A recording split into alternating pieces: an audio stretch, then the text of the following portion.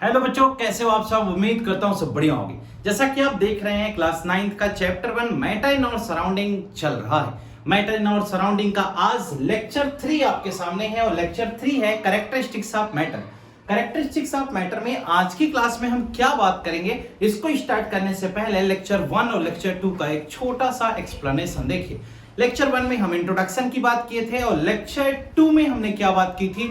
Lecture 2 में हमने nature of matter के बारे में पढ़ा था। नेचर ऑफ मैटर में हमने आपको बताया था मैटर क्या होता है, मास क्या होता है, वेट क्या होता है, मास वेट में डिफरेंस क्या है। इस तरह की तमाम बातें लेक्चर 2 में हम लोगों ने डिस्कस किया था। आज के इस लेक्चर 3 में हम बात करेंगे कैरेक्टरिस्टिक्स ऑफ मैटर के बारे में। इसका मतलब क्या है, पहले तो ये समझिए ये टॉपिक हमने ऑप्ट क्यों किया, इस टॉपिक की मीनिंग क्या है, इस टॉपिक से खास बात क्या है। जरा ध्यान से सुनिएगा इस टॉपिक का मतलब क्या है। कैरेक्टरिस्टिक्स ऑफ मैटर का मतलब होता है कि प्रॉपर्टीज ऑफ मैटर। कहें सर बात तो वही हुई, तो प्रॉपर्टीज ऑफ मैटर यानी कि अगर कहीं पर कोई मैटर हमें मिलता है तो वो हम डिटेक्ट कैसे करेंगे, आइडेंटिफाई कैसे करेंगे, उसकी क्या प्रॉपर्टी होगी, कैसे हमें पता चलेगा कि वो मैटर है। मैटर के अंदर पाए जाने वाले पार्टिकल्स किस तरह की प्रॉपर्टी शो करेंगे, किस प्रॉपर्टी के थ्रू हम आइडेंटिफाई कर पाएंगे कि जो सामने हमें दिया जा रहा है वो मैटर है। यानी कि मैटर की प्रॉपर्टीज क्या हैं और कौन से पार्टिकल्स किस तरह का बिहेवियर शो करेंगे, उनके बिहेवियर से हम ये डिटेक्ट कैसे कर पाएंगे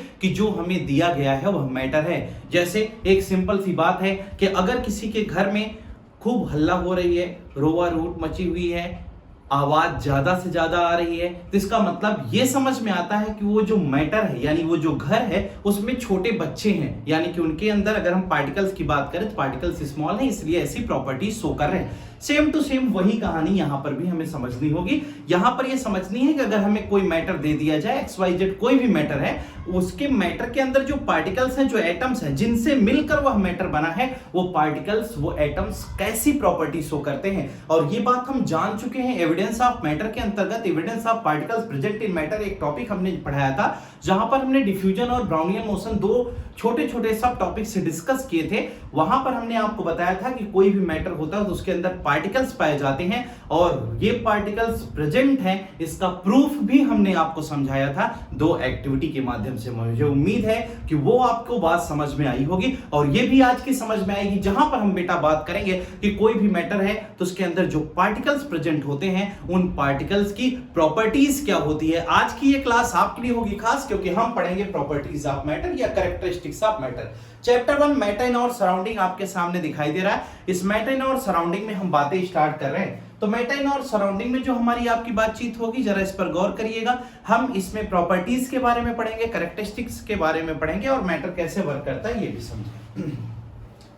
सबसे पहली बात आपको ध्यान से समझने की है कि कैरेक्टरिस्टिक्स ऑफ मैटर में जो सबसे पहली बात है उसे ध्यान से समझिएगा। कैरेक्टरिस्टिक्स ऑफ मैटर में सबसे पहला पॉइंट है इट हैज मास। इसका मतलब क्या हुआ बेटा, इसका मतलब ये हुआ कि अगर हमें कोई भी मैटर दे दिया जाए तो उस मैटर के अंदर खुद का कुछ न कुछ क्या होता है, मास पाया जाता है। यानी कि पहले पॉइंट से हमें ये डिटेक्शन हो गया कि कोई भी मैटर हमें दे दिया जाए तो उसका मास है। और हमने इसके पहले बताया था कि मास होता क्या है। हमने कहा था anything which have mass occupies space and also have sense is known as matter. फिर हमने मास को डिस्कस किया कि quantitative analysis of any substance is known as mass या amount of particle present in matter is known as mass. यानी कि मास क्या है, या क्वांटिटेटिव एनालिसिस है, यानी अमाउंट की बात जहां पर की जाती है वहां पर हम मास को डिटेक्ट करते हैं, आइडेंटिफाई करते हैं, पढ़ते हैं। और एसआई यूनिट मास की क्या होती है, किलोग्राम, जिसको हम केजी से रिप्रेजेंट करते हैं। ये दोनों बात आपको अगर समझ में आ गई हो तो इसका मतलब हम समझते हैं all matter has weight and mass. यानी कि कोई भी मैटर अगर हमें दे दिया जाए तो उसका खुद का कुछ न कुछ मास होता है और कुछ न कुछ वेट होता है। और मास और वेट में हमने डिफरेंस भी आपको बताया था। सेकंड पॉइंट में आप देखिए क्या लिखा गया, example a book has mass you can feel its weight. यानी कि एक बुक जो है उसका कुछ न कुछ अपना मास होता है और वह भारी है, उसका कुछ न कुछ वेट है। जब आप उसे उठाते हैं तो आपको फील होता है, क्योंकि वह ऑब्जेक्ट अर्थ क्रस्ट की तरफ जाना चाहता है, क्योंकि उस पर ग्रेविटी एक्ट कर रही है। यह भी बात आपको पता होनी चाहिए। सेकंड पॉइंट में हमने कहा कि मैटर की यह भी प्रॉपर्टी है कि इट ऑक्युपाइज स्पेस यानी वॉल्यूम। यानी कि आपने ये दोनों बात पहले भी पढ़ी थी कि मैटर के अंदर मास और स्पेस दोनों होना चाहिए। यानी कि कोई भी मैटर अगर हमें दे दिया जाए तो वो स्पेस को ऑक्युपाई करता है, यानी स्थान घेरता है। अच्छा, तो हमने कहा मैटर टेक्स अप स्पेस, इसका मतलब जहां पर भी कोई मैटर रखा जाएगा या उस जिस जगह पर होगा तो कुछ न कुछ स्थान वहां का कवर कर लेता है। सेकंड पॉइंट में यहां एग्जांपल में बताया गया water in a glass takes up space inside the glass, यानी कि अगर किसी ग्लास में पानी रखा गया है तो ग्लास का जो वॉल्यूम है उसको वो ऑक्यूपाई कर लेता है। इससे ये पता चला कि वाटर क्या है, एक मैटर है और वो उस स्पेस को आसानी से कवर कर ले रहा है, ऑक्यूपाई कर ले रहा है। ये दोनों बात अगर हम समझ चुके हैं तो हम इसके आगे चलेंगे और अगली बात देखेंगे कि अगला पॉइंट क्या है। अगले पॉइंट में बताया गया it is made up of small particles. इसका मतलब क्या हुआ बेटा? इसका मतलब ये हुआ कि कोई भी मैटर अगर हमें दे दिया जाए तो स्मॉल पार्टिकल से बना होता है, छोटे छोटे पार्टिकल्स से मिलकर के कोई मैटर बनता है। अब हमें समझना है कि कोई भी मैटर छोटे छोटे पार्टिकल से मिलकर कैसे बनता है, जरा उसको गौर करिएगा। कहा गया matter is made up of tiny particles, atoms और मॉलिक्यूल्स, यानी कोई भी मैटर है तो वो स्मॉल पार्टिकल से मिलकर बना होता है, छोटे छोटे पार्टिकल्स के कॉम्बिनेशन से मैटर का फॉर्मेशन होता है। इससे ये पता चला कि मैटर स्मॉलर पार्टिकल से मिलकर बना होता है। कहें जैसे These particles are too small to see with the naked eye। कहा गया कि हम अगर अपनी नग्न आंखों से उसे देखना चाहें तो वो हमारे लिए क्या होता है, इम्पॉसिबल हो जाता है, बहुत कठिन होता है, क्योंकि मैटर बहुत छोटे पार्टिकल से मिलकर बना होता है, स्मॉलर पार्टिकल से वह मिलकर बना होता है। आप अपनी बुक जब रीड करेंगे बेटा तो वहां पर आपको इसकी एक्टिविटी भी मिलेगी कि मैटर कितने छोटे पार्टिकल से मिलकर बना होता है। एक एक्टिविटी या एक एग्जाम्पल के माध्यम से अगर हम आपको समझाएं तो जरा समझिएगा। एक्टिविटी या एग्जाम्पल के माध्यम से हम इसे कैसे समझते हैं कि matter these particles are too small. जैसे एक छोटा सा एग्जांपल लीजिए, अगर आप KMnO4 का डाइल्यूशन करते हैं, क्या सर ये क्या होता है? KMnO4 का डाइल्यूशन मतलब पोटेशियम परमैंगनेट ले लीजिए, उस पोटेशियम परमैंगनेट को आप पानी में मिला दीजिए, ठीक है। उसके बाद आप एक दूसरे बीकर में पानी लीजिए। पहले आपने KMnO4 का एक कंसंट्रेटेड सॉल्यूशन बनाया, कंसंट्रेटेड मतलब जिससे KMnO4 ज्यादा है। उसके बाद एक बीकर पानी लिया, उसमें से आप 2 चम्मच उस सॉल्यूशन को निकाल करके उस पानी में डाल दीजिए। तो देखिए जो आपने वाटर एक्सेस अमाउंट में लिया था उसमें जब 2 चम्मच पानी मिलाया तो 2 चम्मच पानी मिलाने की वजह से उसका कलर कैसा हो गया? उसका भी कलर KMnO4 के कलर जैसा हुआ, लेकिन जितना डार्क ये था उतना डार्क वो नहीं होगा, यानी वो थोड़ा लाइट हो जाएगा। लेकिन इससे ये पता चला कि उस 2 चम्मच पानी में भी, 2 चम्मच KMnO4 के सॉल्यूशन में भी पार्टिकल्स प्रेजेंट थे, तभी तो वो डाइल्यूटेड सॉल्यूशन बना, लेकिन उसमें भी कलर आ गया ना। इससे ये प्रूफ होता है कि जो मैटर होता है, मैटर के अंदर जो पार्टिकल्स होते हैं वो पार्टिकल्स बहुत ही ज्यादा छोटे होते हैं। इन एक्टिविटीज के माध्यम से हम किसी भी केस को आसानी से समझ सकते हैं और हमारे सिलेबस में ढेर सारी ऐसी सिचुएशंस हैं और हम प्रैक्टिकली भी इसे समझने का प्रयास करेंगे। एक्टिविटी हमारे लिए खास है।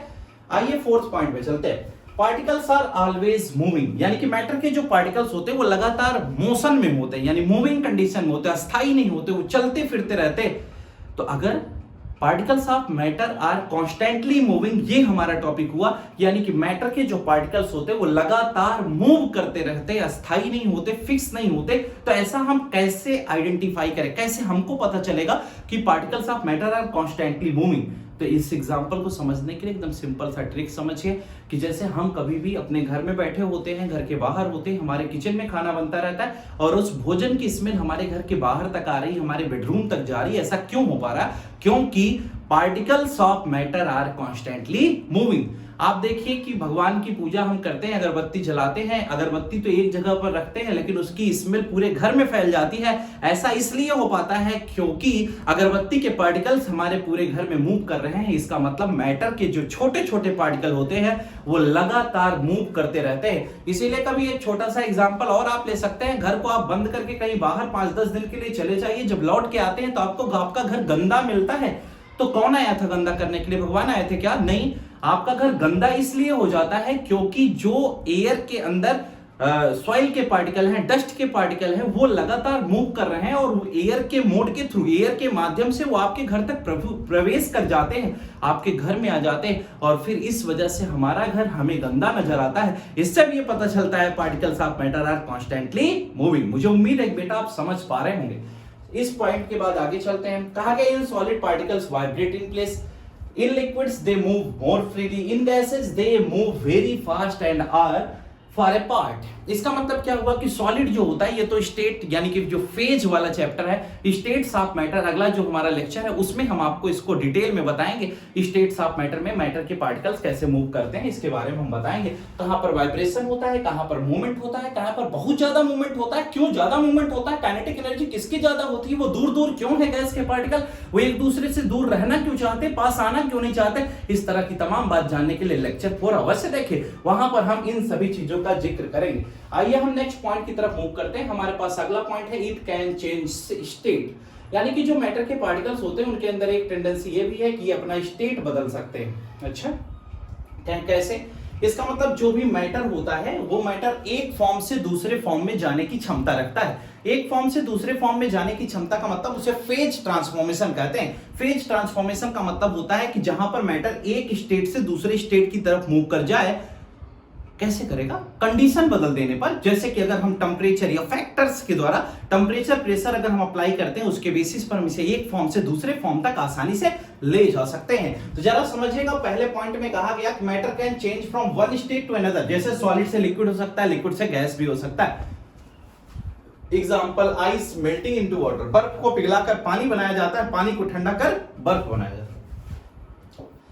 6 पॉइंट में कहा गया इट हैज डेंसिटी, यानी कि अगर हम मैटर की बात करते हैं तो मैटर के जो पार्टिकल्स होते हैं उनकी कुछ न कुछ खुद की डेंसिटी होती है। सर आपको कैसे पता? डेंसिटी हमका यही नाते पता है बेटा, क्योंकि मैटर जो होता है उसका जब मास है, तो अगर उसका मास है तो density is equal to mass upon volume होता है ना। तो अगर किसी का मास है तो उसकी डेंसिटी होगी कि नहीं, क्योंकि डेंसिटी मास के डायरेक्टली प्रोपोर्शनल है, और नंबर ऑफ एटम है, नंबर ऑफ पार्टिकल है, तो डेंसिटी जो है मास के डायरेक्टली प्रोपोर्शनल है, और मास नंबर ऑफ एटम के डायरेक्टली प्रोपोर्शनल है। अगर नंबर ऑफ एटम होंगे तो मास होगा, और मास होगा तो डेंसिटी होगा। अगर वो मैटर है तो उसके पास नंबर ऑफ एटम होंगे, नंबर ऑफ एटम होंगे तो उसका खुद का मास होगा, मास होगा तो डेंसिटी होगी। इसका मतलब कि जो कोई भी सब्सटेंस आपको दिखाई दे रहा है अगर वह मैटर है तो मैटर होने के साथ साथ उसकी खुद की कुछ न कुछ डेंसिटी भी पाई जाती है। अब कहा गया कि density is how tightly packed the particles area. अच्छा, कहा गया पार्टिकल्स आर, कहा गया कि डेंसिटी का मतलब होता है कि जो मैटर के अंदर पार्टिकल्स हैं वो कितना क्लोजली पैक्ड हैं, कितना पास पास हैं। वैसे भी सिंपल सी बात है, डेंसिटी मास पर डिपेंडेंट है, मास नंबर ऑफ एटम पर डिपेंडेंट है। अगर नंबर ऑफ एटम्स ज्यादा होंगे तो मास ज्यादा होगा, मास ज्यादा होगा तो डेंसिटी ज्यादा होगी।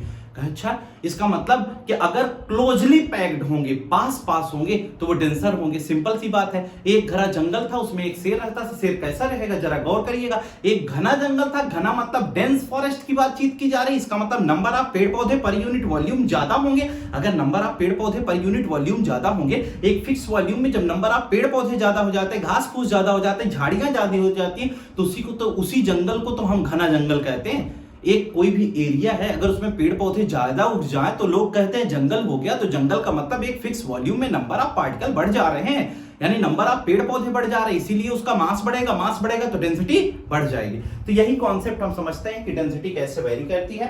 अब डेंसिटी का फॉर्मूला लिखा है, ये तो हम लोग आगे भी डिस्कस कर सकते हैं, यानी कि मास अपॉन वॉल्यूम इसका फॉर्मूला होता है, और इसको हम ऐसे भी डिफाइन करते हैं कि mass per unit volume is known as density. Density कैसा unit? Kg per metre cube. आगे देखिए, कहा गया कि अगर हम 7th पॉइंट की तरफ मूव करते हैं तो 7th पॉइंट क्या बता रहा है? It has physical and chemical property. अब कहते हैं फिजिकल और केमिकल प्रॉपर्टी क्या होती है, यानी कि मैटर अगर हमें कोई भी दे दिया जाए उसकी फिजिकल और केमिकल प्रॉपर्टी पाई जाती है। फिजिकल प्रॉपर्टी का मतलब होता है कि वो बाहर से देखने में कैसा है, और केमिकल प्रॉपर्टी का मतलब होता है उसका चरित्र कैसा है। कहे मैटर का चरित्र देखने जाएंगे क्या सर? क्या आप क्या बता रहे हैं? हाँ बिल्कुल देखने जाओगे बेटा। अगर फिजिकल प्रॉपर्टी की बात करते तरंग रूप वेशभूषा, ठीक है, बाहर से देखने में कोई चीज कैसी है, ये फिजिकल प्रॉपर्टी के अंतर्गत आता है। और केमिकल प्रॉपर्टी का मतलब वो रिएक्शन में कैसे पार्टिसिपेट कर रहा है, वो उसकी केमिकल प्रॉपर्टी कहलाती है। तो यहां से हमने ये समझा कि फिजिकल प्रॉपर्टी में जैसे colour, shape, texture, boiling, melting point, ये सभी फिजिकल प्रॉपर्टी में है, और केमिकल प्रॉपर्टी में ये रिएक्ट कैसे करता है, यानी रिएक्शन में पार्टिसिपेशन इसका कैसा है। कोई भी मैटर है अगर उसको केमिकल रिएक्शन में पार्टिसिपेट कराएंगे तो उसका कैसा रोल होगा, यह हमारा केमिकल प्रॉपर्टी के अंतर्गत आता है। तो टोटल हमने कितनी प्रॉपर्टी देखा? टोटल हमने 7 प्रॉपर्टी देखा। तो मैटर की ये प्रॉपर्टीज की बात हो गई कि मैटर की प्रॉपर्टी क्या है। मुझे उम्मीद है कि ये पॉइंट्स आपको अच्छे समझ में आ गए होंगे। तो टोटल अभी तक में हम लोगों ने ये बातचीत की, कैरेक्टरिस्टिक्स ऑफ मैटर हमारा टॉपिक था। कैरेक्टरिस्टिक्स ऑफ मैटर में हमने ये देखा कि कोई भी मैटर अगर हमें दे दिया जाए तो उसकी प्रॉपर्टी किस प्रकार से पाई जा रही है, उसकी प्रॉपर्टीज क्या है, यानी कैरेक्टरिस्टिक्स ऑफ मैटर या प्रॉपर्टीज ऑफ मैटर, ये हमारा टॉपिक था। और यहां पर हम पढ़ रहे थे कि कोई भी मैटर है तो उसके अंदर जो पार्टिकल्स हैं वो किस तरह का बिहेवियर शो करते हैं, कैसे हम डिटेक्ट करें कि वो मैटर है। उसके लिए हमने आपको बताया कि उसका कुछ मास होना चाहिए, वॉल्यूम होना चाहिए, साथ ही साथ वो फेज ट्रांसफॉर्मेशन की प्रोसेस में आ सके, उसके जो पार्टिकल्स होते हैं वो कॉन्स्टेंटली मूविंग होते हैं, particles of matter are very small. फिर उसके बाद हमने देखा particles of matter have space between them. एक और टॉपिक है कि जो मैटर के पार्टिकल्स होते हैं उनके बीच में स्पेस पाया जाता है, ठीक है। और particles of matter are constantly moving, particles of matter are very small, particles of matter are attract with each other. ध्यान से सुनिएगा, ये 4 पॉइंट तो मेन है। पहला कि मैटर के अंदर जो पार्टिकल्स होते हैं वो बहुत ही ज्यादा छोटे होते हैं। दूसरा, जो मैटर के अंदर पार्टिकल्स होते हैं वो लगातार मूव करते हैं। तीसरा, जो मैटर के अंदर पार्टिकल्स होते हैं उनके बीच में स्पेस पाया जाता है। चौथा, जो मैटर के अंदर पार्टिकल्स होते हैं वो अट्रैक्ट करते हैं एक दूसरे को, यानी particles of matter attract with each other. ये टोटल 4 पॉइंट के साथ ही ये क्लास आज की समाप्त करेंगे। मुझे उम्मीद है कि इस क्लास में पढ़ाया गया सभी कंटेंट आपको क्लियर हो जाना चाहिए। आज की इस क्लास में जो भी बातें बताई गई मुझे उम्मीद है कि आपको अच्छी लगी होंगी और समझ में आई होंगी। अगर आप चैनल पर नए हैं तो चैनल को लाइक शेयर सब्सक्राइब जरूर करें, अपने सभी फ्रेंड्स तक शेयर करें। मुझे उम्मीद है कि लेक्चर आपके लिए होगा खास। कल मिलेंगे हम नई क्लास के साथ जहां पर करेंगे स्टेट्स ऑफ मैटर की बात। तब तक के लिए good night to all of you. Today class is over. Thank you.